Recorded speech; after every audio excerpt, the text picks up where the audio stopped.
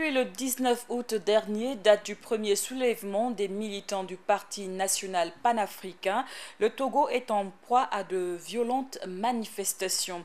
En 2 mois de lutte pour le départ de Faure Gnassingbé, élu en 2005 et dont la famille tient les rênes du pouvoir depuis près de 50 ans, au Togo, on dénombre près d'une douzaine de morts. Pour décrypter cette actualité, je reçois sur ce plateau Dani Aïda.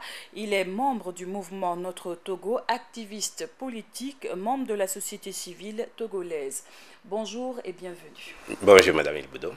Déjà 2 mois de lutte sans grand changement, y a-t-il espoir que l'opposition parvienne à déboulonner fort de son fauteuil?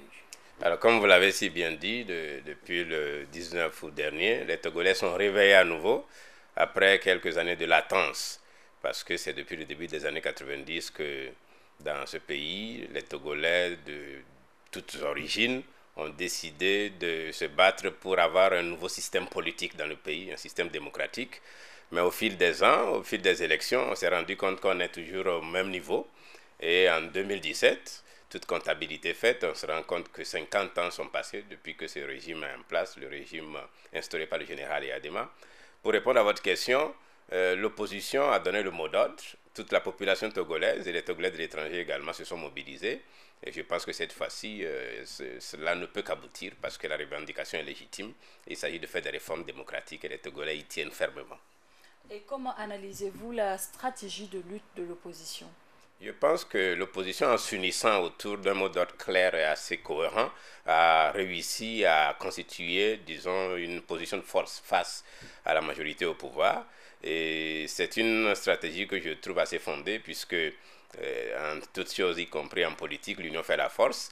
Et je pense qu'au fil du temps, cette opposition conçoit une sorte de plateforme politique et en même temps un plan d'action destiné non seulement à réussir la réforme politique, mais également à opposer une alternative au pouvoir en place depuis assez longtemps.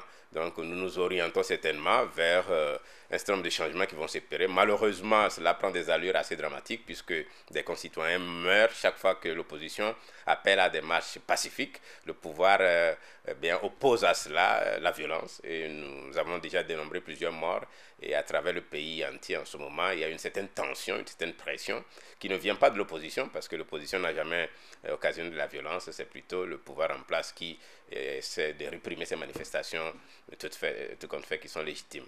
Alors comment lutter quand on sait que les manifestations sont interdites et dans certaines localités, les populations même se retrouvent à se réfugier dans les forêts? Tout à fait, c'est le cas dans la région nord du pays, notamment à Mango, à Bafilo, à Sokoré, qui est une ville qui était sous blocus pendant toute une semaine. Et nous avons appris que le blocus commence à se lever. Du moins, c'est un état de siège qui n'est pas décrété officiellement, mais que l'armée a orchestré après l'enlèvement d'un imam qui est membre du parti PNP dont vous avez parlé en l'instant. Normalement, au Togo, l'opposition, comme toute autre organisation légalement établie, a le droit de manifester. Mais il se fait que le ministre de l'Intérieur, depuis quelques jours, a décidé de prendre un règlement pour interdire les manifestations pendant la semaine. Il s'est comporté exactement entre-temps comme l'opposition était les employés du gouvernement en fin de compte. Donc c'est une restriction de l'espace public. C'est une restriction des libertés que le gouvernement opère, tout simplement pour empêcher cette opposition qui manifeste à bon droit pour revendiquer les réformes de le faire. Donc je crois que nous atteignons une situation assez inextricable où le pouvoir veut amener à de la confrontation entre les militants. Le pouvoir a lâché dans la rue la semaine passée des miliciens qui ont bastonné, qui ont même occasionné des morts de manifestants qui avaient les mains nues. Donc je crois que la situation du Togo est arrivée à un niveau où cela doit interpeller la communauté internationale, à commencer par la communauté sous-régionale. Avant de venir à Ouagadougou, ici, j'étais en Côte d'Ivoire, où j'ai également eu l'occasion de parler à travers les médias et au contact de la société civile, pour dire que quand on prend le cas de la CEDEAO par exemple, donc il faut qu'on voit la CEDEAO des peuples s'exprimer. Il y a certainement des efforts que discrètement des chefs d'État mènent, mais nous voudrions voir des peuples africains exprimer leur adhésion aux revendications légitimes du Togo, parce que nous sommes le seul peuple dans la sous-région ouest-africaine qui n'a jamais goûté à l'alternance démocratique. Et cette fois-ci, nous pensons que les Togolais se mobilisent et ils ont le droit d'arriver à destination. Et il faut que le pouvoir en face comprenne que c'est une revendication totalement légitime et que le changement démocratique ne devrait pas être fait contre quelqu'un, contre un camp. Et c'est cette adhésion-là qui doit venir. Nous espérons que les médiateurs et facilitateurs qui essayent d'apparaître vont comprendre cela. Alors, face à une opposition muselée qui demande un retour à la Constitution de 1992 et en même temps, le gouvernement compte soumettre par référendum un projet de réforme de la Constitution qui permettrait bien sûr à Faure Gnassingbé de se présenter en 2020 ainsi qu'en 2025. Comment l'exemple du peuple burkinabé à travers l'insurrection populaire des 30 et 31 octobre peut aider à ce que les préoccupations légitimes du peuple togolais soient prises en compte? Alors, ce qu'on aurait souhaité, en considérant l'exemple burkinabé, c'est que le pouvoir togolais tire les leçons de cette expérience burkinabé. Tous les peuples ne sont pas obligés de passer par une insurrection pour avoir les changements légitimes auxquels ils ont droit. Et il est vrai. Ce qui se fait au Togo s'apparente bien sûr à une insurrection. Oui, c'est une simple mobilisation populaire pour revendiquer des réformes.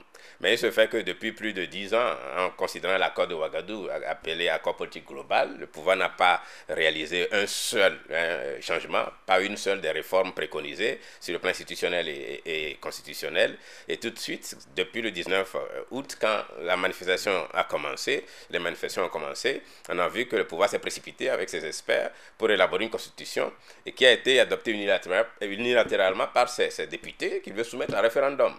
Et quand vous connaissez un pouvoir comme ça qui ne veut jamais admettre que ces changements se fassent dans une certaine collégialité, vous vous attendez à ce que ça soit fait dans l'intérêt du pouvoir en place pour perpétuer le régime en place. Et l'opposition dit qu'elle ne fait plus confiance à Faure Gnassingbé ni à son gouvernement, et qui plus est à ses députés. Donc nous sommes face à une situation bloquée.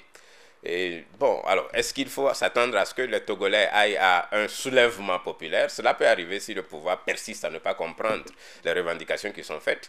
Et je suis peiné, moi, Togolais, observant cette situation, de constater que Faure Gnassingbé, depuis que tout cela se passe, depuis que des gens meurent, depuis qu'il y a des cris d'alarme qui sont poussés partout, il n'a pas daigné prendre la parole une seule fois pour dire quel est, en tant que chef de l'État, quels sont ses sentiments vis-à-vis de ces revendications-là.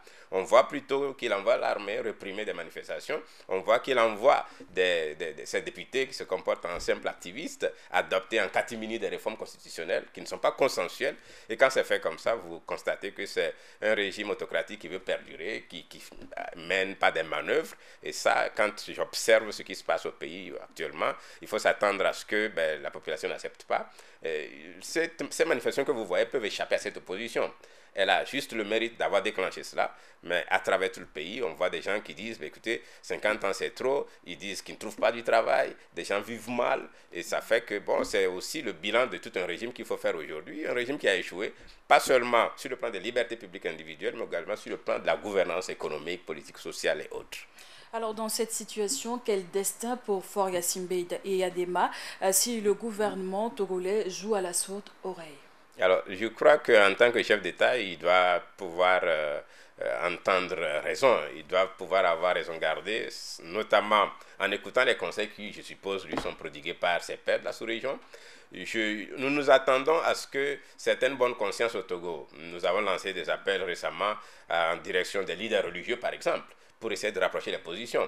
Il y a une chose qu'on ne dit pas assez dans mon pays, c'est que c'est l'armée qui a perpétué tous les coups d'État qui ont mis la famille Gnassingbé au pouvoir. Et cette armée, c'est elle qui tient le pouvoir aujourd'hui.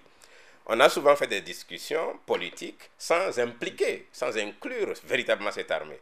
Il faut que les Togolais aient le courage pour une fois.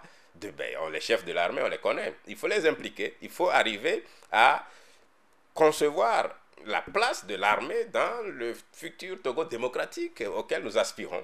Et je crois que quand on a le courage de poser les questions ainsi, on est sûr que quand la compétition politique va se dérouler sur le plan électoral avec les partis politiques, le jeu sera clair pour tout le monde. Celui qui gagnera les élections va diriger le pays et nous devons nous orienter vers cela sans avoir à déplorer encore des pertes en vies humaines. Merci beaucoup, Monsieur Dani Aïda. Merci d'être venu sur ce plateau. C'est tout pour l'entretien avec notre invité de ce jour. Il s'agit de Dani Aïda, membre du mouvement Notre Togo, activiste politique, membre de la société civile togolaise. Merci à tous et à toutes de l'avoir suivi.